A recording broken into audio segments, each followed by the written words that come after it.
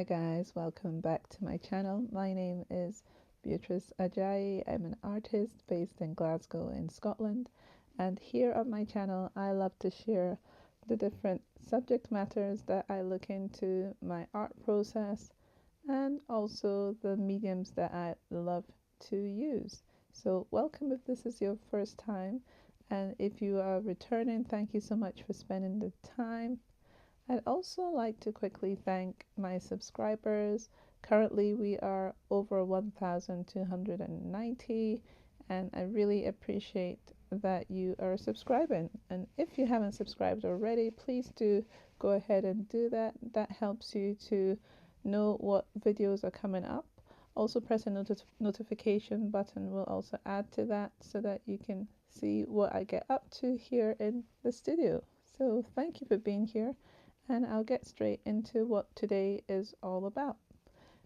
I have been spending a lot of time working on my art process, and I discussed that the last couple of weeks about really enjoying what it is that you do, whatever that is that you do with your time, and enjoying the process of what it is that you're doing, and really digging deep and immersing yourself in the process. And I've been making sure that I have been doing this because, as I've mentioned in the other videos, I am working on a whole range of original art pieces that I want to be able to share with people. And in order to sustain that number of artwork being produced, I am constantly layering papers, I'm constantly collaging, painting, using different mediums and marks to create my artwork. And so today really is about showing some of that process. It is quite a long video, but I wanted to be able to just show some of the time that is spent in creating my artwork, and just also for myself to record the process as well, because sometimes if I have some days away from doing specific tasks, I do tend to forget what I did or how I went about doing it and how I got myself into a process that was almost meditative, but was something that was productive, because at the end of it all, I learned something, I moved forward in my art practice, and I really enjoyed myself and learned a lot as well. So, yeah, that's what's going on here. So, as always, I am using papers I have in the studio. Some of these papers I've had for years and I've used for different artwork. So, some of that artwork is helping to layer the background for me here and really get me to enjoy what I was doing in the past. So in my last video, I was talking about loving your art process, and the one prior to that was loving what you do. This one I thought to think about loving your style. And how do you get about creating a style in the first place? You basically have to do the legwork, you have to do the practice, the art practice, you have to work out your art process, what your likes and your dislikes are, what your interests are, and these are all ways to pin down what your style is. And that is something that has been a battle for me, is a battle for a lot of artists, because when we look at famous artists, we always think that they have a particular style, because the galleries, the institutions, the art institutions will focus in on a particular subject matter for that artist, a particular style for that artist, as in, or what I should say is like movement for that artist, like if they were landscape artists or if they were abstract artists, though abstraction can go across everything. Basically, a specific subject and style for the artist, and that would become popular worldwide, and people would kind of recognize that artist's work, and that would be what that artist was known for, and that would be it. But the thing is, that journey to what that artist created or the other interests of the artist wouldn't be shared with people unless you read like their biography or a little bit of their history in the background about what they experienced and what their lives were like. You would never really know what else that artist was interested in. And so for me, when I'm looking at my old artwork that I did in my younger years, and I am using those papers and I'm bringing them into my art today, I am putting at the forefront that whole conversation that the work on the paper that you're seeing was also my work, and that was a specific time in my life, and that was a specific piece of artwork that I felt that I was drawn to because of the conversations and the interests that I had at the time.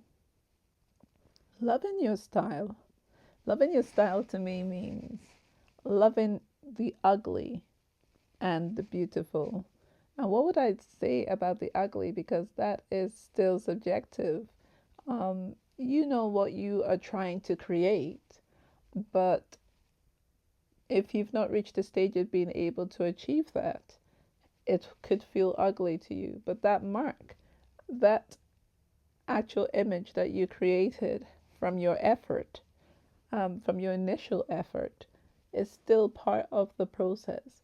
Once you've put that mark down and you've seen what it is that you've put down and you're not happy with it from your creative perspective of what you envisioned, then you will respond to it, you will react to it, and you will change it, and you will experiment with it because you are trying to get somewhere else. Your journey hasn't finished. You want to achieve something, you want to achieve a vision creatively that you have in mind. And so, as you push into that, as you go through that process of, assimilating what it is that you've put down, of redacting areas that you don't want, taking away areas you don't want, of adding parts that you want, of experimenting with different mediums, adding collage, adding words, adding pattern, splodges, putting paint together on a page and then smushing them together. As you do dots, you do splashes, all the different experiments, spraying something on, masking something on and off, stenciling something on. For me, all these processes are helping to formulate a style for me and something that would be recognizable at the end of the conversation. So if I look back with a lot of the work I've done in more recent years, I'm able to see that there was something I was trying to bring out, that through my splashes and my stenciling and my collaging and dripping of paint, that there was something I found interesting with these marks, and so those things came together to create my style. And so working in large amounts in a series, in a collection, is helping me to achieve that a lot quicker than if I did one painting only and focused on only that one painting and try to put all those processes together. I feel that it's not necessarily a very good art practice for me personally, because that would limit my experimentation, that would limit my actual growth in understanding what marks assist what can be my style, what marks assist in telling the narrative that I want to tell, what marks help in telling the story that I'm trying to portray and the vision I'm trying to share. So, working in a whole range of pieces all together using similar colors. And so you've seen over this past weeks, I have been trying to mix colors that I can use across the board on a whole range of artwork. And so those are the things that in the background can assist your style and can help you love your style, because we're setting up all these processes that can help to create where the vision is going, what the vision wants to bring about. It can help with the atmosphere, the mood of your painting. It can help with the mood of the character or the subject that you're trying to work on.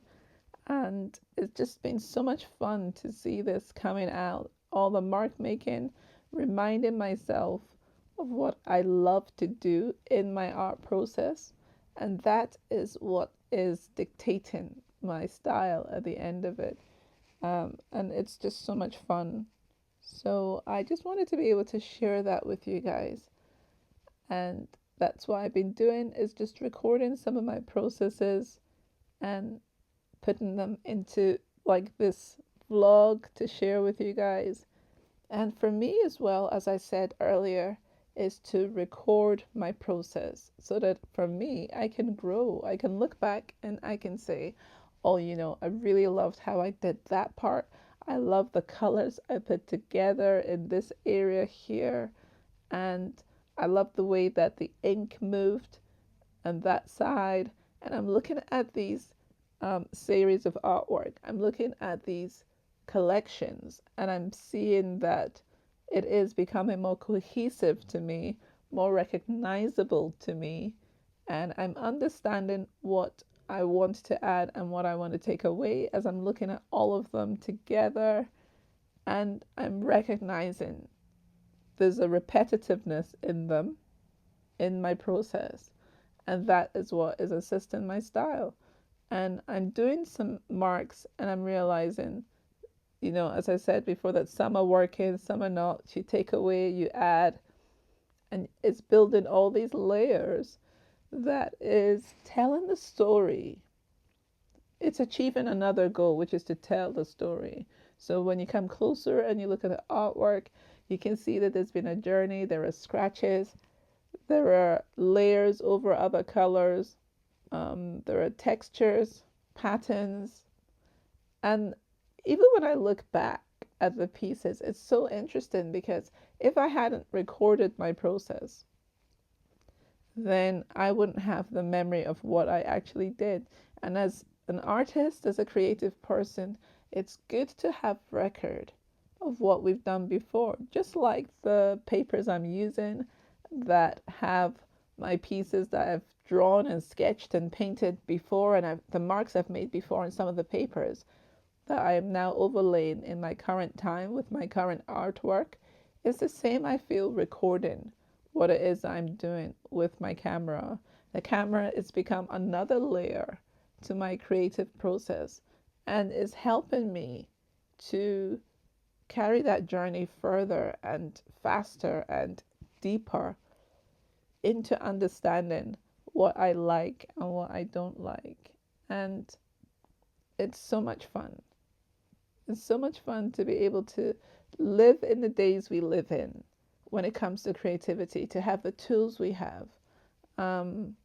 It's just amazing. And it can all help with our art process, with our creativity. It can help us to create our style a lot more efficiently, and we can watch our journey in a manner that assists us with our growth and also helps us to learn about ourselves, about our interests, what it is we like and what it is we don't like. And we can refer back, we can reference back to those aspects, which will help us be more effective, more efficient. Because it's good also to spend quite a bit of time just experimenting. When you're doing your collection or your series and you're working on one art piece after another, what happens is that you lose yourself in the process. You lose yourself in your marks, you lose yourself in your storytelling, You lose yourself in the process. And so you end up almost going into a point where you basically don't remember how you got there. And that's the part that's delicate, because if you wanted to keep on doing that series and those marks and building up what you love, not being able to record that, once the painting has been sold, yes, you can have a record of your artwork, but if you're prolific, that is going to be a lot of artwork, and you will forget how you processed something. You will lose marks. You will lose a little bit of yourself, of what you had thought about in the past, what was part of your story. So it's not that every art piece has to tell the exact same thing, has to have the same conversation, because each mark you put down will be different. It's just knowing the language to apply to your art process. So all of these things, I feel, adds to your style. You know, the art process adds to your style. Loving what you do adds to your style. And at the end of the day, all those things come together to create your artwork. So yeah, I just thought I would share that and talk a little bit about loving your style, because the style is a subject that gets discussed so much, and I've mentioned it here before as well in other videos in the past. How do you get your style is always a big question that a lot of artists ask, a lot of new artists. And for me, it is loving what it is you're doing, whatever stage you're at, loving the process of what you're doing. Experiment with different mediums. Experiment with different mediums where you are at, with the interest that you have. And when you do that, you will grow in your use of those mediums, in your confidence in what subject matter to cover, and you start to understand what you like and what you don't like when you've used a whole range of mediums, when you've approached a whole range of subject matters. And that is what will lead you towards what your style is. And you have to put the time in, you have to put the hours in, you have to put the leg work in. You have to spend the time, and part of helping you to spend that time, if you create a series, if you create a collection of artwork, you know, working on basically more than one artwork at a time, even if it's 8 to 10 pieces, you know, lay those pieces of paper out and work on them. Repeat the same patterns, repeat the same marks, repeat the same subject matter, repeat the same colors, use them on different parts of the page. Every mark, every stage you're at, every element you're using, use it slightly differently on the next piece of paper in a different area. And also another thing is that I'll point out is to use odd numbers of things. If you're using a mark, I would use like maybe, you know, 3, 1, 5. Work with odd numbers so you don't have that symmetrical, repetitive thing going on. Even with patterns, as I'm dabbing on here, none of my marks that are repetitive are exactly the same size, for example, because of the way that you move when you're not thinking, the speed you're working at. Unless you specifically slow yourself down, your marks are still not going to be exact. They'll be similar, some will be thinner, some will be bigger. As you can see on the dotted pieces I have around on this page at the moment, they're different sizes. They're never going to be the same. Using different tools also helps with this, because if you use smaller tools and bigger tools, that helps with taking away that symmetry and giving you something that is more interesting, more intricate. And yeah, so I say that all these things add to your style. Your art process is really important to your style. Trying out different mediums, different subject matters in a repetitive manner will help you to grow your style, to help you to find your style. And that is where I will finish off for today. I will just put some music to the rest of this, and you can see me working through all the different things that I did for this video. It's basically just me working through the process, as I've been saying over these weeks, and adding to my style. And I just thought I would share that time, real time, with you guys here of what it takes to grow your style, the dedication, the investment in being a creative, whatever your creative sphere is, and going for it. So I encourage you to go for it. And I encourage you to go for it, and you will find your style. So thank you so much for being here. I will add some music now to the rest of this. Please do subscribe, and I will see you guys next week. Bye. Bye for now.